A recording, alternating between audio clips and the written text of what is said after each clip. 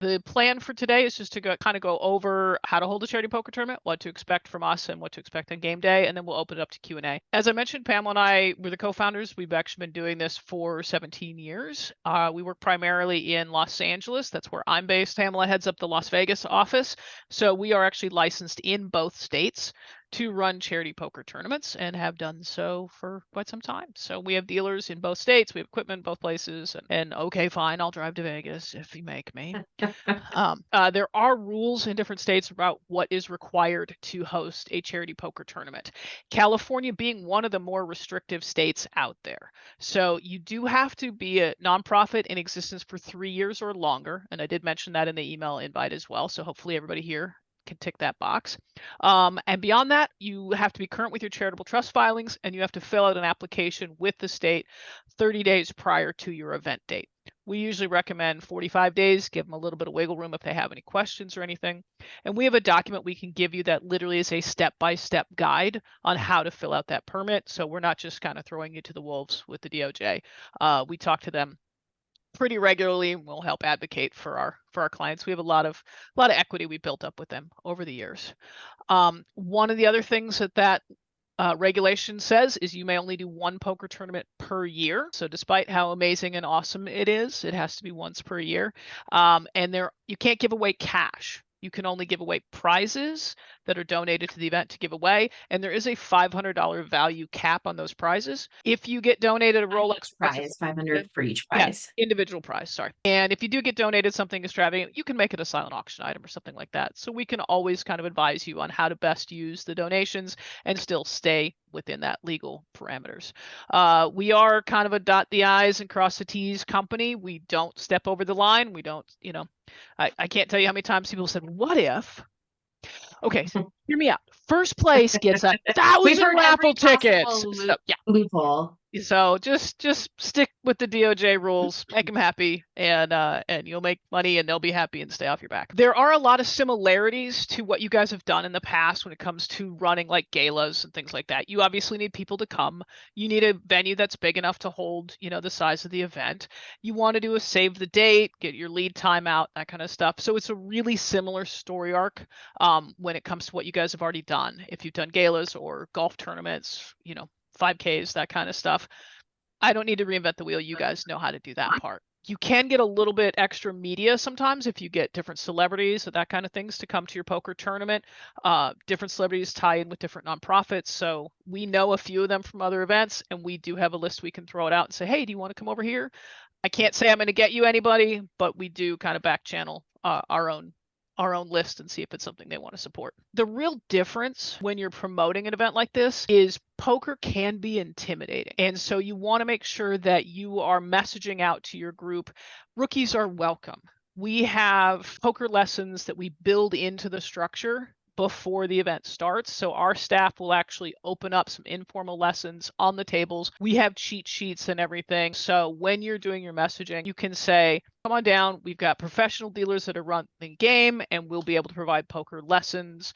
And I think that comfort level adds a little bit. I want to advocate a little bit too for our dealers who are the best. Our dealers know how to deal poker, but really what they're great at is interacting with players. And because we primarily do charity poker tournaments, we know that 90% of our players have never played or maybe just play once a year at this particular event. So they're really good at making sure people know when it's their turn, what their options are. They can immediately spot that deer in headlight look on a player's face when they've never played before and they have no idea what they're supposed to do. And we are really good at making people feel comfortable, having a good time, and inevitably by the end of the game, we have converted some people into poker players. And I think probably every game there's at least one person on the final table that had never played poker before. So if you don't know what you're doing, it's really hard for players to read you, and that's an advantage for new players. So they're going to have a good time and be well taken care of. So we make sure that you include that in your messaging when you're letting people know about the event. Poker is certainly a skill game. And if we played this tournament with the same group of people all day, every day, the best players are going to rise to the top. But because of that luck factor, anybody can win. And we've had people, like Pamela said, literally sitting at the final table with the hand ranking cheat sheet in front of them going, call? and it's fantastic. So it's a ton of fun. And as a regular poker player, I love watching the faces of the other experienced players sit down at a charity event for the first time, look around, and be like, "Oh, I'm gonna own this room," and then like 20 minutes later, going, "I'm just gonna have fun. Can I get a drink? Because I got no chance." So it's very much a level playing field, which is one of the things personally I really like about poker is everyone is subject to the same luck. Everyone plays with the same amount of chips in everyone goes in order, so it's truly a level playing field. The game doesn't care who you are, how much money you have, where you came from or anything else. It's really just a fun environment. And our dealers are key to that as well. When you go to these galas, I feel like I'm a pretty social person, but if I show up in a room with 100 people and I haven't met them before, I sort of know them, sometimes it's hard. It's hard to engage at these events. You end up talking to the same two people the whole time. And one thing that's really wonderful about poker is it just organically creates a community at your table with people you haven't met before. It's a great opportunity for networking. If you've got maybe people that are on the board of your nonprofit and you want to split them up and put one of them at each table so that they can sort of be a representative for your charity at the table, telling people about it. And that just happens really organically when you have an activity for people to do while they're sitting and talking to each other and having a good time and raising money. Prior to the poker tournament, while you guys are in that planning process and stuff, you'll be working with either myself or with Fitz. And our job is basically to kind of walk you through the initial questions and figure out, how many players and where you're going to have the event and that kind of stuff. So we'll team up together a little bit. We have a really basic contract. We do a 50% deposit. We give you guys a lot of flexibility in that you don't have to set your final table count with us until literally the week before the event. We need this to match your RSVP list almost as much as you do, because you can do this once a year. So we invest a lot in working with you guys so that it's a successful event for you, and that next year all you do is call up Fitz and go, "Hey, how about September 28th? I'm good. Okay, send me a contract," and it's done. So we have a lot of lifetime value with our customers. We have some folks we've been doing this with for the entire 17 years, and it's a lot of fun to see them come back, to see their events get bigger every year, to see them, kind of, I don't know, just kind of grow and blossom. Plus, to me personally, I feel like I'm kind of dropping a pebble in the pond here, because I could volunteer for a different organization every single day and not do as much good in the world as I do by helping organizations carry out their own missions. So that's a little on the personal side for me. Anyway, once you guys have actually gotten onto our schedule and you have your date and everything, that's when we bring in Pamela and her team. So they're event managers, and their job is to work with you through the rest of the planning process.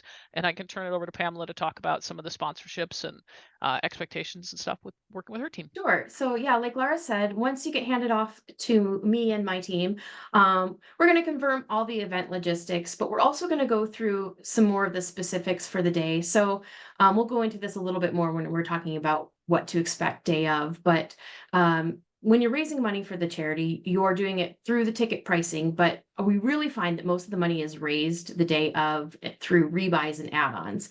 And what I'm going to do in the planning process is help you figure out what the right price point is for that. So I want to learn about your demographic, who's coming to this event, how much are they comfortable spending, what has your price point been at your past events, and we're going to really work together to find the right price point for the ticket sales and for those rebuys and add-ons. Confirm the timeline. We've had events that have included magicians, comedians, live bands. We're going to ask you to probably tailor that down a little bit, but we're going to make sure that the other aspects of your event, if you're doing a live or silent auction, that all fits in the timeline with the poker.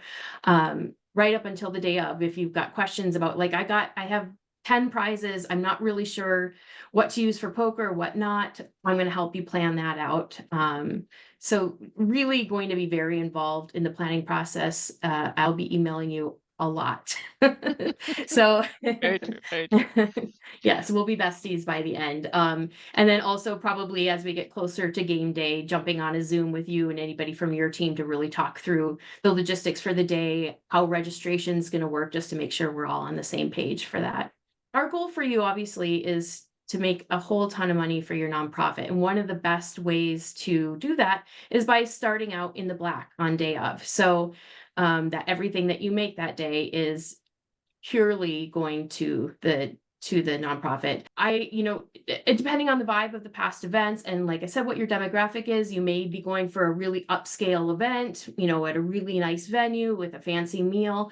But I've found that often, a lower key venue with a buffet is fine too, because people know when they're coming in, if they see a lot of money has been spent on this event, they tend to wonder, like, hey, how much of my ticket price is going to cover this, super high end venue, and how much is actually going to the charity. So we'll kind of talk about that too, like where you can maybe save some money in interest of making money for the nonprofit. But the best way really to capitalize on it is to get sponsorships. So if you can sell a table, that's a really common sponsor, like one person basically covers the cost of the table and then some, then everything you make on your rebuys and add-ons the day of is pure profit. And there's a lot of ways that we can help incentivize sponsorships, and we can talk about sponsorship levels. I've got lots of samples of things we've done for past events. It might be that if somebody pays a $5,000 sponsorship, they get 4 tickets to the event, they get some free rebuys, they get a custom logo on the felt for their table that they're playing at, VIP check-in. There's a lot of different things that we can talk about to incentivize people, but anything that you can do to cover your costs right up front is going to really maximize, obviously, everything you get after that. And I'm sure you guys have some history of that from other events, as well as bringing in sponsors and stuff. And we're happy to brainstorm in how to best leverage, those interactions and those relationships from a poker standpoint as well. And that's one of the things that Pamela and her team do, is they take care of all the custom printing for felts, custom dealer buttons, whatever you end up rewarding your sponsors with, we can take care of it. So our team will show up at the venue, obviously prior to the guest arrival. We want to have all the tables and everything in place. We want that wow factor when people walk in the door. And so everything will be set up, maybe putting the last chips out or whatever, but that's not bad. You got some activity around the rooms. So folks will come in, and the first thing they're going to hit is registration, and then probably the bar. We always tell people to build in an hour prior to tournament start. So let's say doors open at 6 p.m. Poker lessons that I mentioned, they'll start at 6:30, and your tournament starts at 7. This is obviously just a random time, but build in that hour. It's LA, there's traffic, people are dealing with childcare, whatever, trying to get out the door. So you want to give people that window of time to arrive. Then those poker lessons will start up, like I said, at 6:30. Fitz is your tournament director. He's got a great voice. He'll make a couple of announcements to get people over to the table. We provide cheat sheets for all of the players. They can hang on to those throughout the entire game. They can take them home, whatever you like. And then at about game time, we're going to call everybody to sit down, and we're going to turn the floor over to you, obviously. Talk about the mission, keep it light, keep it bright, remind people of what they're spending money on. Our dealers are basically going to run the tables, and our tournament directors keep an eye on everything. You have one point of contact that you need to worry about, which is the tournament director. You have so many things on your plate that day. You don't need to be running around trying to talk to 20 different dealers. Just grab your tournament director if you have any questions. They're going to check in with you multiple times and work with you. So now here's the part that you guys probably showed up for. You've got your ticket price, and we can figure out what's going to be the best fit for you guys prior to that. But one of the things you want to consider is ultimately how much money is that individual donor going to spend on average for your event. And that's where we need to figure out the rebuys and the add-ons. These are the things that are poker specific. So a rebuy is a chance for players to buy more chips in the first hour of the tournament. We give them just enough chips that they feel like they have a lot of play and get some value when they walk in the door. But my philosophy is you have to give to get. So if I charged you $100, $150 to come into this place, I want the room to look nice. I want the tables to look nice. I want the dealers to be in uniform. I want the bar to be open. I want registration to be quick and smooth. So I'm getting value for what I've given you. Now I'm sitting down at the tables. I've taken some poker lessons. I'm meeting new friends. I'm going to try and take their money. The dealers are friendly. The atmosphere is buzzing. The charities just told me all the great work somebody part of. I'm ready to give you more money now. So our job is to give them enough chips to where they get to play, but not quite get all the way with that. So when they lose those chips, the tournament director and the dealer are there to say, hey, for an additional donation to the charity, we'll sell you more chips. Now, this is one of the best parts about poker. The charity never stood there with their hand out saying, hi, help the children. There's an ego, there's a pressure on the table. If you and I are all playing cards and Tracy beats me and she got a 9 on the end and she made a straight and I had aces and I lost, what do you think I want to do the most right now? Revenge. That's it. I'm coming after Tracy. Period. So if the dealer says, for $40, I'll give you another $2,000 in chips. Yes, where's my wallet? Bring it on. The charity never had to ask. They never had to do a plea, or it's all about me at that point. It's about my emotions and wanting to stay socially engaged in the game because there's 9 other people at the table that I've become friends with, except Tracy, of course. And I want to stay involved in this. If I don't give the money, I have to leave this little community I've created. So poker does the heavy lifting for you when it comes to getting people to continue to donate. Now, we leave that rebuy period open for an hour, and we always do what's called a single and a double rebuy. Don't worry, there's no quiz at the end of this. You don't have to remember any of the words. You're probably going to call it buybacks. Everybody does. But we offer a single and a double rebuy, and the reason that we do that is, hey, for $20, I'll give you 1,000 in chips. For $40, I'll give you 2. I'm giving your player 2 yes options as opposed to a yes or a no. We all get hit every day with so many requests for support, for money, for whatever. And the instinct is to be like, no, I'm good. I'm good. And if I don't give you the no option, I go, you small or big? Most people are like, I'll do the big one. It's only $40.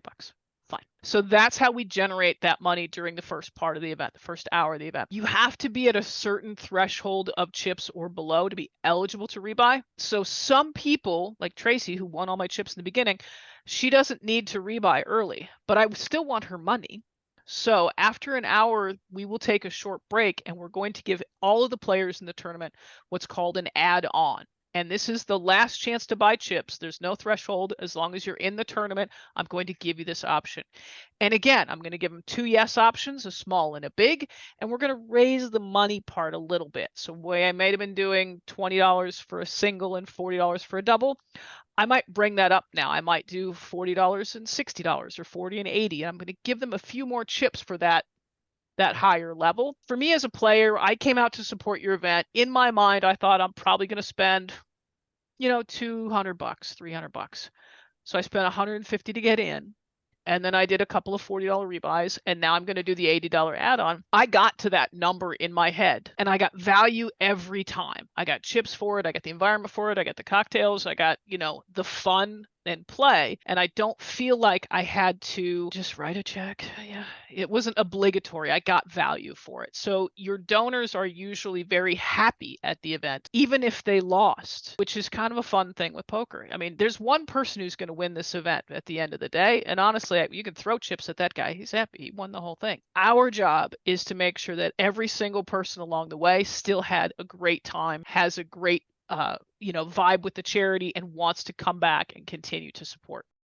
By law, California says we can only run these events for 5 hours. So I give you that check-in period and I run a 4-hour tournament. An hour in, we'll take that short break. We schedule it for 15 minutes so that it only takes 30. During that time, we ask people to, do that add-on, that last chance to top off their chips.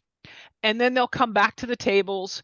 And now we will actually start knocking people out. And this is where we kind of move from the community building and fundraising section of the tournament into the community building part of the tournament. As we get open seats on different tables, we're going to then start consolidating the tables. So if you start with 5 tables, you'll eventually go down to 4, 3, 2, and then your final. Those social dynamics are going to change as new people sit in those seats. And calling back to what Pamela was saying, even if you're an extrovert, it's hard just to sit down and be the only person at a table with 10 other people, be like, hi, my name's Laura. I like to talk.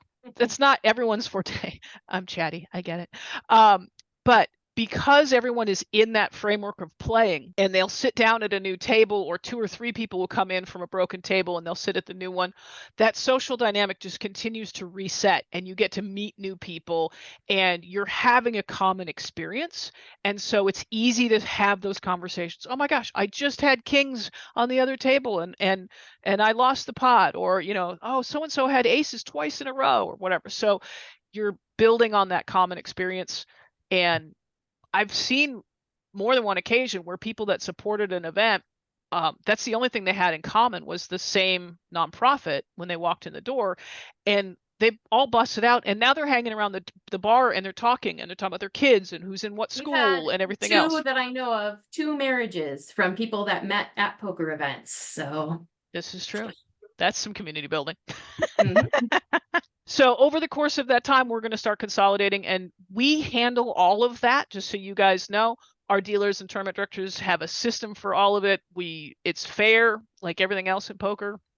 It's fair how we consolidate the tables, and we will eventually get down to the final table. Now, the final table is a milestone in poker. It'll be the last 10 people in the tournament, and we'll take another break, and we'll usually do a picture at that point. You've seen in that video some of the shots of everybody sort of lined up behind the tables, and we'll help you stage that for your photographer. Please don't let your photographer leave, because they do that a lot at break. They'll wander off, and then at the end, we're taking cell phone pictures. We'll stage that photo for you, and this brings us to the prizes part. I had mentioned that California has a $500 value cap on individual prizes. It has a total of a $5,000 cap for the whole tournament.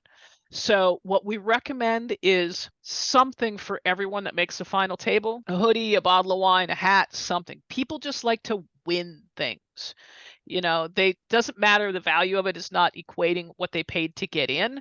They just like to have something tangible. I got this hat because I made the final table at a poker tournament, and they're going to wear that every time they go play poker. Your top prizes is where you want to put the value in. So you can do gift cards, but the best thing is obviously to get those things sponsored.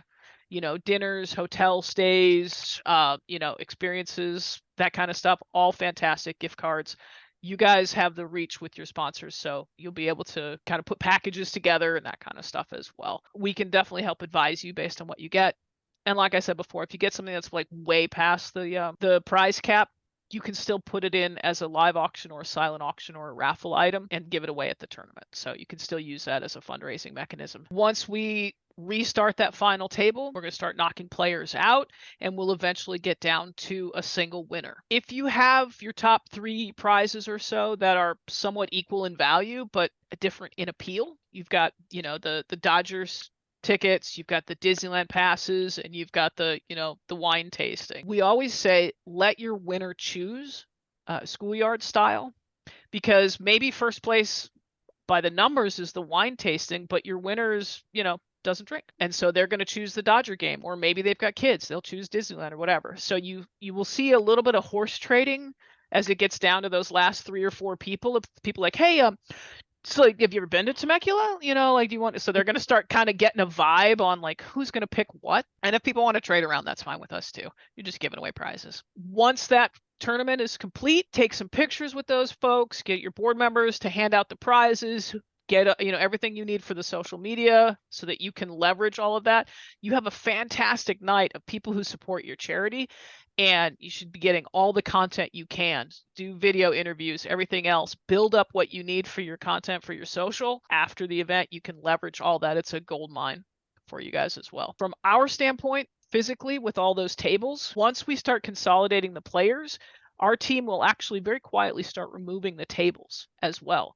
So when the tournament ends, we're gone in usually about 20 minutes or so. We'll get that last table out of there, and we're out of your hair, and you guys can just sit back and put on tennis shoes. And speaking of money, credit card processing, that when you're doing those rebuys and selling chips and stuff in the beginning, if you guys have volunteers that are able to use swipers and stuff, players do not get up from the table during the rebuy period. We want them to stay engaged. We don't want to lose that social connection and that emotional draw they have to the game. So you'll want to have some volunteers at your registration to check people in. You want to have some volunteers that are floating around and able to work with our team. They'll team up with our tournament directors. We hand out the chips. You guys take the money. We want very, very clean lines for where the money goes. Our dealers don't touch any money. It's only the tournament directors. And ideally, we keep that to a minimum, and we just introduce them to your volunteer staff to either collect cash or swipe credit cards. And then when we do go on that break, we'll bring all the credit card runners together into one place, and then we make the players come to them so they're not running all over the place. Your tournament director will actually have a meeting with your credit card processing volunteers and go through that whole system so they know exactly what to expect. And if you guys don't have the credit card processing staff, that's fine. We do provide it if you want. There's an upcharge for it, but 99 times out of 100, the charities have that handled, and that's fine with us too.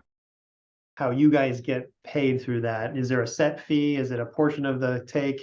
How does that Really work? good question. Excellent. Yeah. Excellent. It's just per table pricing. Our pricing is really transparent. So it's just a however many tables you need, it's a per table price. The customs would be extra, but other than that, that includes your tournament director and all related staff, supplies. And like Laura said, we want to make sure that we're matching what your needs are. So you can adjust that table count right up until a week before your event based on where your RSVPs are. After that, that's when we start locking in our staffing. So you can't drop tables from your order. If you had a last minute rush of people, a few days before, you can call me in a panic. It's happened many times that, oh my God, I need another table, and I'll get on the horn and I'll call in some favors and we'll try and get another dealer booked for you. But anything that you've confirmed that week out, we will guarantee that many, and then you can't drop from there, but can potentially add. What other things are some nonprofits doing to, in addition to earning money from the tables themselves, how else can are they selling food? Are they selling alcohol? Are they selling? Not usually. Food, I would say there's an expectation that the food is going to be included, and open bar, I would say it's about 50-50. A lot of times, maybe if you are going to charge, you'll get a couple of drink tickets, and then anything above that is extra, or beer and wine is hosted, but hard alcohol isn't. I would say try to include, like Laura said, people want to feel like they're getting something for coming to the event. So definitely have your food included. And if it's in your budget to include the alcohol as well, I think, that's great. So the ways that you're going to make money, obviously, are the ticket sales, the rebuys, the add-ons, the sponsorships. If you want to do a silent auction, those are really common at these. Raffles are great. All you need is one great prize and you can sell tons of raffle tickets. A fun one that we've seen is called a 52 card raffle. So people know that only 52 tickets can get sold, and you literally get a deck of cards. And when they get a raffle, you tear the card in half, they get half, you get half. And those are really popular. We have some other little things we can do. We have that. Some of it's on the player perks things, Laura, but we've seen one we do is called scratchers. So you can buy scratch off tickets, and you just have those at the table. And when the player sits down right before the tournament starts, we say, hey, for $10 or $20, you get an additional 500 in chips to add to your starting stack for poker, and this scratch off ticket, which could be worth thousands, who knows? And those sell like crazy. So we can brainstorm with you some different ideas. You don't want to feel like you're coming at people with 18 different ways to take their money, but we also want to maximize. Like Laura said, people have an idea in their head about how much they're going to spend, and we are going to come up with as many creative ways as we can to get that money from them, and then maybe just a little bit more. Oh, crazy hat. We haven't seen that one in a while. That's great. So it's somebody will buy some weird Dr. Seussian or whatever, and then they'll pin ribbons to it that hang down, and then they'll pin gift cards that they've gotten donated from their sponsors. So it looks like a Rastafarian kind of a thing with all these gift cards hanging down. And then it's $20 it's a raffle. So you're basically putting in a $20 raffle draw to try to win the hat. And inevitably, whoever wins the hat wears it the entire rest of the poker tournament, and it gets all the glory from it and stuff too. But yeah, I mean, who wouldn't?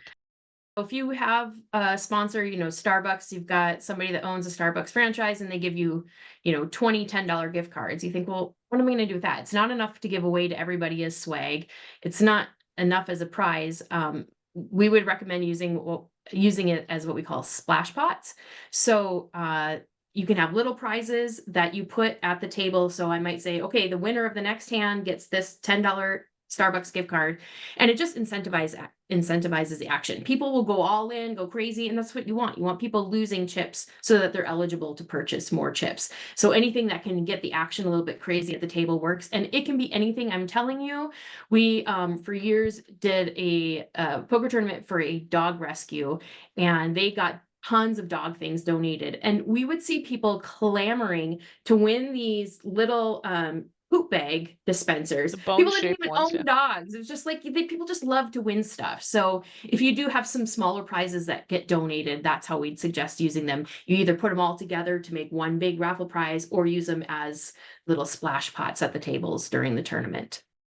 Well, thank you for sharing all this. This has been fantastic. I'm super excited. So I had the opportunity when I lived and worked in New York, and we did a poker tournament. And we actually held it at like a bar restaurant. Is that possible to do here in Los Angeles, in California? And maybe you can speak to the benefits of doing it at a place that already has food and alcohol, as opposed to doing it at a hall where you bring in catering. I'm sure you've experienced both, if that's an option, but I'd love to hear from you, those different options and what you would recommend. Yeah, absolutely. So we've seen pretty much everything. We've done them on sound stages. We did one literally in the middle of Universal Studios once.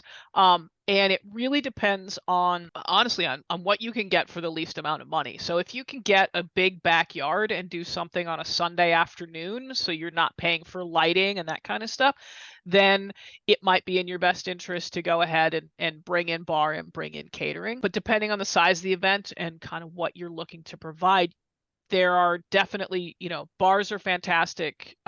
Restaurants are good because you've got all your food built in. The biggest thing that I always tell people is, depending on how many people that you have coming to the event, where are they going to go to the bathroom? So if you're at a location that is used to it, it's an event hall, you have fantastic facilities, no problem. If you're in a private home and they have like one guest room that people are going to be accessing, that might be a deal breaker for, 70 people in a backyard. So it's really kind of up to you, and depending on which components you're going to be able to serve. We've done them on film studios. We've done them in art galleries, done them in restaurants, banquet halls, all of that kind of stuff, church halls, Elks lodges. We did it in batting cages. So you can kind of think outside the box a little bit and figure out, like, based on your, your demographic, send something out to your key people and be like, hey, I need a place that I can put, 70 people in a space. What do you guys recommend? And somebody might come back with, oh yeah, I have a warehouse, I have an art gallery, I have Lots of whatever. warehouses. Yeah. And we're happy to jump into that conversation too when you're in the planning stages and trying to find a venue. If needed, we'll come and do a walkthrough and just make sure, is it enough space for how many tables you're working? How is this going to work? We do registration here, we would do the bar there. We need this space allocated for the poker tables. The only restriction I would say, really, Tracy, is that we really want the tables all in one space. It was a really cool event, but one of the most difficult events I've ever run. I don't know if you guys ever went to the House of Blues on Sunset before it closed. We did a poker tournament up on the top floor, and it was a really cool space, but it was like a little nook here and a little nook there. So we had 8 tables spread out all in different rooms. And so just the logistics of when players have to move during consolidation or, hearing for the rebuys and stuff, that made it difficult. So that would be the one thing I'd keep in mind, is a space where all of the tables that could be together, and not split up into different rooms. But other than that, we really have done them everywhere. The nice thing about poker versus something as a more formal event is people are casual. They're going to show up in